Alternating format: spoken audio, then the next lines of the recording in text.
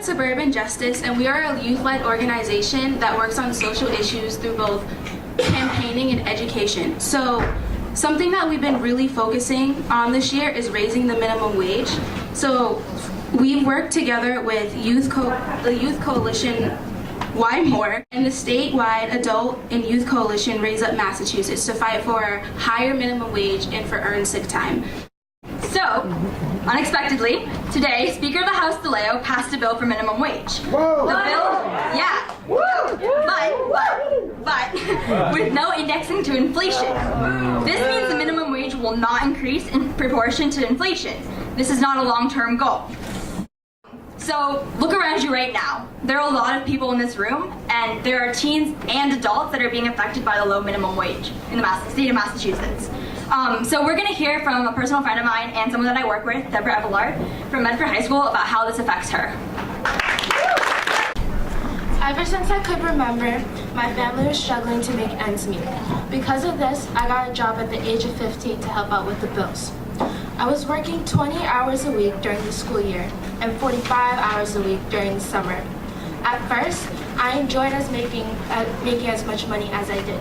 In my mind as a teen, $300 is a lot of money. Then during the summer, my mom lost her second job. We were struggling more than usual. We didn't have enough food in the house for 2 weeks. I offered to grocery shop with my week's check.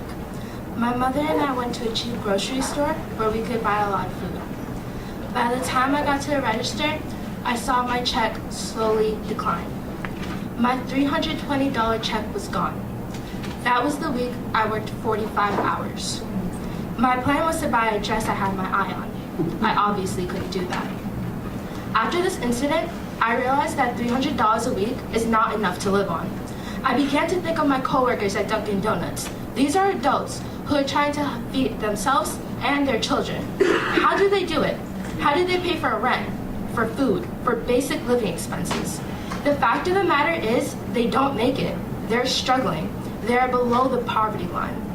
This is why the minimum wage needs to be raised to $10.50 to help the hardworking people who are practically working for nothing. Thank you. I didn't want my friend to come to my house because I didn't want her to see all of this. What if she didn't want to be my friend after she saw how much more my family has than hers? Why should she trust me and trust that I understood anything if I was living in an environment that was so different? I know minimum wage alone is not going to change this story or these class inequities, but I need to be a part of the work that will change this. For me, for the strength of my relationships, and to be able to trust myself. Last 6 months, we have done the following. We have worked with Raise Up Massachusetts to collect signatures around the Boston area. In the course of 3 months, we collected 280,000 signatures. Suburban Justice and the Wymore Coalition collected almost 1,000 signatures ourselves. Scream and shout if you are really excited about raising the minimum wage. We won't go! Hell no! We won't go! Hell no! We won't go! Hell no! We won't go!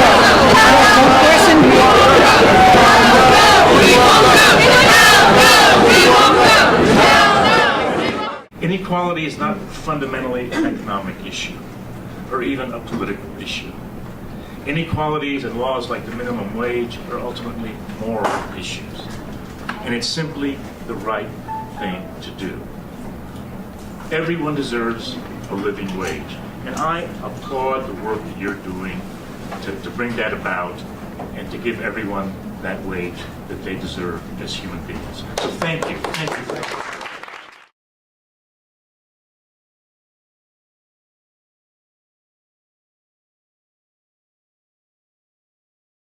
What do you think about the minimum wage? No, I believe they should raise it.